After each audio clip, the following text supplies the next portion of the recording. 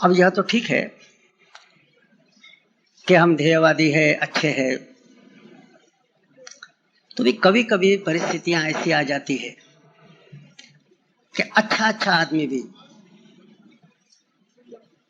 कभी मन में उसके हिचक आ जाती है। बहादुर आदमी रहता है, ऐसी बात नहीं है, किंतु बहादुर सिपाही होते हुए भी कभी कभी ऐसी कुछ परिस्थिति आ जाती है कि वो थोड़ा पीछे हट जाता है। माधवराव पेशवा के जीवन में एक घटना आती है।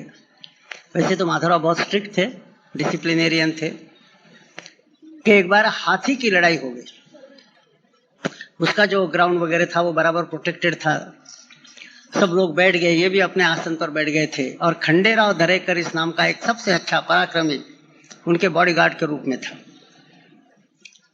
अब क्या हुआ कि उसमें से एक हाथी ज्यादा मार खाने के कारण चिढ़ गया और वो लड़ाई का मैदान छोड़कर प्रेक्षकों में घुस गया।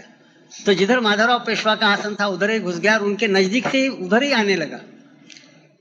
तो उनका जो बॉडीगार्ड था खंडेराव दरेकर, बहुत बहादुर होते हुए भी रिफ्लेक्स एक्शन इसको बोलते हैं, कि विचार करने के लिए फुर्सत नहीं, एकदम जो प्रतिक्रिया होती है उसको रिफ्लेक्स एक्शन बोलते हैं।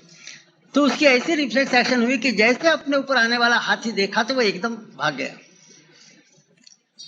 अब सौभाग्य से माधवराव को कुछ धक्का नहीं लगा। लोगों ने कहा कि क्या है, आपका बॉडीगार्ड है, भाग गया है, इसको डिसमिस कर दो। वैसे माधवराव डिसिप्लिनेरियन थे, स्ट्रिक्ट थे। उन्होंने कहा भी है, लेकिन एक आध बार अच्छा बहादुर आदमी भी एक आध बार मैदान छोड़ता है, इसमें एकदम उसको डिसमिस करने की बात नहीं रखनी चाहिए, या कायर है ऐसा भी नहीं समझना चाहिए, एक आध बार हो जाता है। जीसस क्राइस्ट के मृत्यु के पश्चात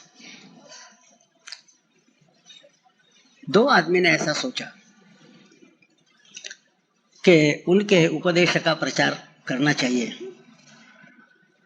एक का नाम था पीटर, एक का नाम था बरनबास।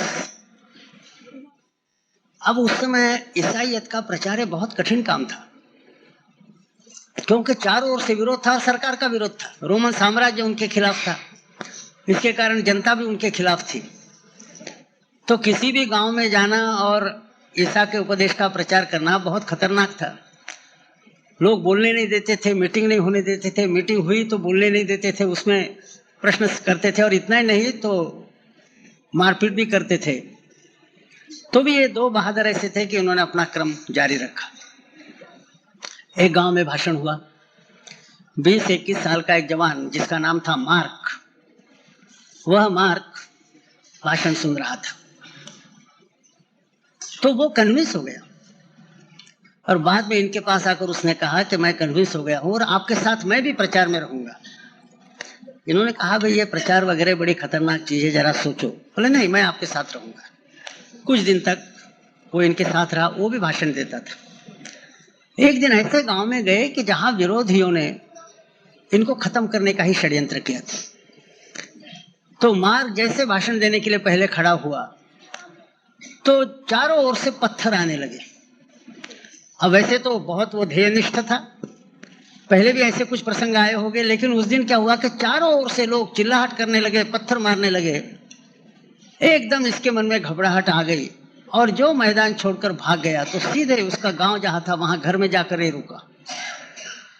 अब ये रिफ्लेक्स एक्शन है। इसका मतलब ये भी नहीं कि वो बहादुर नहीं था, इसका मतलब ये भी नहीं कि वो ऑनेस्ट और सिंसियर नहीं था। सब होते हुए भी एक आध बार अच्छे आदमी का भी हो जाता है। फिर उसको लगा कि अरे मैंने ये क्या किया, बहुत गलती हुई, फिर वापस जाना चाहिए। वो वापस गया। अब ये दो थे, पीटर और बरनबास, इनका जो संभाषण हुआ वो बड़ा इंटरेस्टिंग था। जैसा इसको देखा तो पीटर ने उसको कोसना शुरू किया और कहा कि नहीं हम तुमको अपने साथ नहीं आने देंगे, तुम तो विश्वासघात करने वाले हो। बरनबास ने कहा कि ऐसा मत करो, एक आध बार फिसल गया होगा, कोई बात नहीं है, give him a second chance. Christian साहित्य में सेकंड चांस यह शब्द बहुत प्रसिद्ध है, give him a second chance. Peter कहता है सेकंड चांस वगैरह नहीं, ऐसे कायरों को अपने साथ रखेंगे तो बड़ा नुकसान होगा। बरनबास ने कहा ठीक है, लेकिन एक बार चांस, एक चांस तो इसको दे दो। सेकंड चांस उसको दिया, और इतिहास बताता है कि उसके बाद इसने इतना त्याग किया, इतना बलिदान किया कि इसके कारण जो ईसाइयत के 12 एपोस्टल्स है उसमें से एक एपोस्टल इस नाते मार्क का नाम है, बाइबल में भी उनका हिस्सा आता है। तो ऐसा कभी कभी अच्छा आदमी भी मोसेस अपने लोगों को लेकर और प्रॉमिस लैंड उनको बसाने के लिए अच्छी कोई जमीन खोजने के लिए निकला, सब लोगों को लेकर। अब इजिप्शियन उस समय के मिस्र के जो राजा थे तो उनको जरा टाल कर वो निकला। वो देख रहे थे कि इनको सबको कैसे खत्म किया जाए। ये बड़ा हिम्मतवान था मोसेस, वो समझता था कि भगवान ने मुझे प्रेषित के नाते भेजा है। लेकिन एक ऐसा मौका आ गया कि सामने उनके समुद्र ही आया, जिसको रेड सी ऐसा आजकल कहते हैं, लाल समुद्र। ये सामने सारा समुद्र ही था। तो ये जो आगे बढ़ रहे थे सबको टालकर, अब आगे कहाँ बढ़ेंगे, समुद्र में जाएंगे तो सब मर जाएंगे।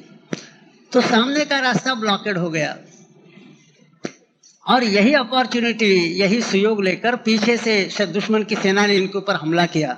दोनों के बीच में सैंडविच हो गए। बहुत धीरज का आदमी होते हुए भी जरा एक क्षण के लिए धीरज छूट गया। भगवान ने बाद में सहायता की, रास्ता निकल गया, अलग बात है। लेकिन इतना श्रेष्ठ पुरुष, उसका भी एक क्षण के लिए धीरज खत्म हो गया। तो ये हो सकता है, इसमें बहुत आत्मग्लानि की भी आवश्यकता नहीं और दूसरों ने एकदम ये भी समझने की आवश्यकता नहीं कि बस ये गिर गया, भाग गया, कायर है। ऐसा भी नहीं, एक आध बार होता है। दूसरों ने भी सोचना चाहिए, सेकंड चांस, बार बार चांस देना नहीं है, नहीं तो डिसिप्लिन नहीं रहेगी। लेकिन सेकंड चांस की बात दूसरों ने भी सोचना चाहिए। और आत्मग्लानि एक आध बार आती है तो वो नहीं आनी चाहिए, इसकी चेष्टा करनी चाहिए। और यदि आ जाती है तो ठीक है, लेकिन फिर से मैं हिम्मत जुटाकर काम में लग जाऊंगा, यह भी मनोवृत्ति चाहिए।